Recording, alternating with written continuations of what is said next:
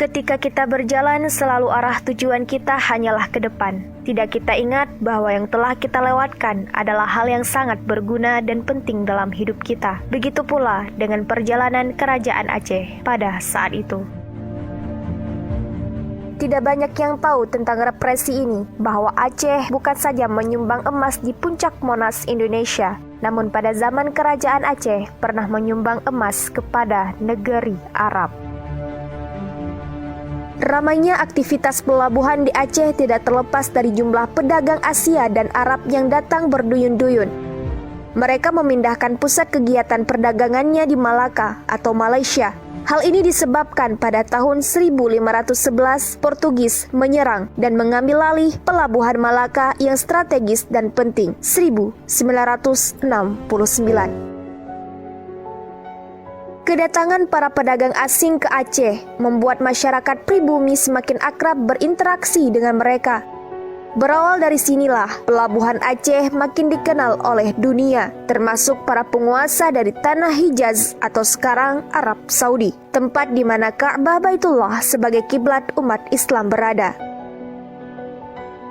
Dalam lintas sejarah Aceh yang ditulis oleh pemerhati sejarah Aceh M. Adli Abdullah atau Emas dan Tahta, disebutkan bahwa hubungan kerajaan Aceh dengan tanah Hijaz mulai terjalin erat semasa kepemimpinan Sultanah Zakiyatuddin Inayat Shah 1678 hingga 1688 Masehi.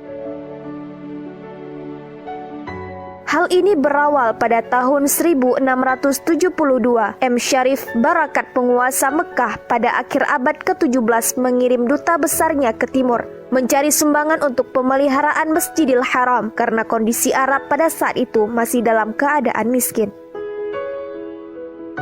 Kedatangan mereka ke Aceh setelah Raja Mughal Aurangzeb 1658 hingga 1707 Masehi tidak mampu memenuhi keinginan Syarif Barakat. Dia saat itu belum sanggup memberi sumbangan seperti biasanya ke Masjidil Haram. Setelah 4 tahun, rombongan Mekah ini terkatung-katung dalam ketidakjelasan di Delhi atau India. Atas nasihat pembesar di sana, rombongan ini berangkat ke Aceh dan tiba pada tahun 1092 Hijriah atau 1681 Masehi. Sesampai di Aceh, duta besar Mekah ini disambut dan dilayani dengan baik dan hormat oleh Sultanah Zakiyatuddin Inayat Shah. Di luar dugaan, kedatangan utusan Syarif Mekah ini menyulut semangat kelompok Wujudiyah atau anti pemerintah perempuan. Namun, karena sosok Sultanah Zakiyatuddin yang alim dan mampu berbahasa Arab dengan lancar, bahkan menurut sejarah, dia berbicara dengan para tamu ini dengan menggunakan tabir dari Sutra Dewangga, Jamil 1968.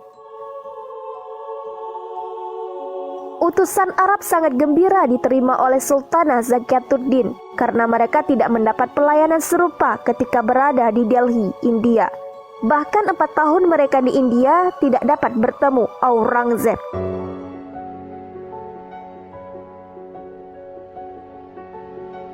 Ketika mereka pulang, Sultanah Zakiyatuddin Inayat Shah memberi mereka cenderamata untuk rombongan dan Syarif Mekah, juga sumbangan untuk Masjidil Haram dan Masjidil Nabawi di Madinah. Terdiri dari 3 khintar emas murni, 3 rotal kamfer, kayu cendana dan cifet atau jibut musang, 3 gulyun, alat penghisap tembakau dari emas, 2 lampu kaki atau panyedang dari emas, 5 lampu gantung dari emas untuk Masjidil Haram, lampu kaki dan kandil dari emas untuk Masjid Nabawi. Saat mempelajari sejarah, Anda akan menemukan beberapa versi. Dan saat Anda menggabungkan versi itu, Anda akan menemukan sejarah yang sebenarnya. Begitu pula dengan sejarah gemilangnya Aceh di masa lalu. Saya Almunadia, sampai jumpa di lain waktu.